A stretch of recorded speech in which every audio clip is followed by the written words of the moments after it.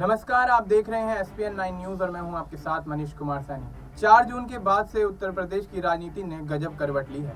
80 में से 80 का नारा देकर चुनाव में उतरी भारतीय जनता पार्टी को समाजवादी पार्टी और कांग्रेस के अलायंस ने ऐसा झटका दिया कि लखनऊ से दिल्ली तक चिंतन मंथन और समन का सिलसिला शुरू हो गया। रिपोर्ट बीजेपी की टॉप लीडरशिप तक पहुंच चुकी है। मौजूदा कमियां दूर हो पाती उससे पहले एक और अग्नि परीक्षा ने दस्तक दी है। इस अग्नि परीक्षा का नाम है 10 का दम। अखिलेश यादव और योगी आदित्यनाथ के लिए 10 का दम का चैंपियन बनना बेहद जरूरी है। दरअसल यूपी की 10 विधानसभा सीटों पर उपचुनाव होना है। इससे पहले यह सवाल उठ रहे हैं कि क्या लोकसभा चुनाव में जो हुआ वही रुझान उपचुनाव में भी देखने को मिलेगा, या फिर यूपी की जनता विधानसभा में कुछ और ही सोच रही है। ये सवाल इसलिए क्योंकि अखिलेश बनाम योगी बन चुकी यूपी की राजनीति में अब 10 का दम का दौर आ गया है। देश के सबसे बड़े सूबे में उपचुनाव की उल्टी गिनती शुरू हो गई है। 10 विधानसभा सीटों पर उपचुनाव होने हैं क्योंकि 4 जून के नतीजों ने 9 विधायकों को सांसद बना दिया और एक सीट पर सपा विधायक 7 साल की सजा होने से विधायकी खतरे में पड़ गई। हालांकि इन उपचुनावों में बीजेपी की राह इतनी आसान नहीं है। सपा विधायक रहे दारा सिंह चौहान ने पार्टी छोड़ी। इसके बाद उपचुनाव हुआ, बीजेपी उस सीट से चुनाव हार गई, जिसके बाद बड़े स्तर पर बीजेपी की किरकिरी हुई। ऐसे में यह कहना मुश्किल नहीं है कि जिन सीटों पर साल 2022 में बीजेपी जीती थी, इस चुनाव में भी वह जीत पाएगी या फिर नहीं। अपना यही पुराना इतिहास उसे परेशान भी कर रहा है।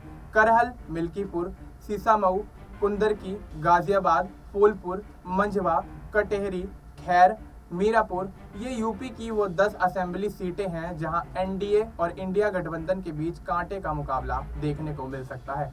इस वक्त 4 जून को भूलकर एनडीए और इंडिया गठबंधन दोनों ही 10 सीटों पर चुनाव लड़ने की रणनीतियां बना रहे हैं। अखिलेश के लिए ये साबित करने का मौका है कि वह हवा बदल चुकी है, तो वहीं सीएम योगी के लिए ये चुनौती है ये साबित करने की कि यूपी को योगी मॉडल पसंद है। सबसे पहले मैनपुरी की करहल सीट के बारे में बताते हैं। यहाँ से अखिलेश यादव विधायक थे। कन्नौज से सांसद बनने के बाद ये सीट खाली हो गई। गाजियाबाद विधानसभा सीट भी खाली हुई क्योंकि यहाँ से बीजेपी विधायक अतुल गर्ग अब गाजियाबाद के सांसद बन गए हैं। मीरापुर विधानसभा से आरएलडी के चंदन चौहान विधायक थे, जो इस बार बिजनौर से सांसद बन चुके हैं। अयोध्या जिले की मिल्कीपुर असेंबली सीट से एसपी विधायक अवधेश प्रसाद ने तो कमाल ही कर दिया, अयोध्या की सीट बीजेपी से छीन ली। फूलपुर विधानसभा सीट इसलिए खाली हुई क्योंकि यहां से बीजेपी के प्रवीण पटेल विधायक से सांसद बन गए। मिर्जापुर की मंझवा सीट पर बीजेपी के सहयोगी निषाद पार्टी के विधायक थे। अब यही विनोद बिंद बीजेपी की टिकट पर भदोही के सांसद बन गए। अलीगढ़ की खैर विधानसभा सीट से बीजेपी विधायक अनूप प्रधान अब हाथरस से सांसद बन गए, इसलिए खैर की सीट खाली हो गई। संभल की कुंदरकी विधानसभा से विधायक जियाउर रहमान बर्क संभल से सांसद बन गए और अब इस सीट पर चुनाव होगा।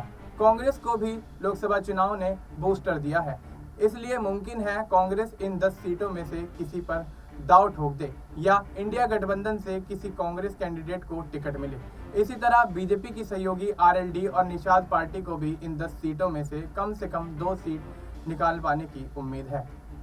देश और दुनिया से जुड़ी तमाम जानकारी के लिए आप देखते रहिए SPN 9 न्यूज। मिलते हैं आपसे अगली वीडियो में, तब तक के लिए नमस्कार।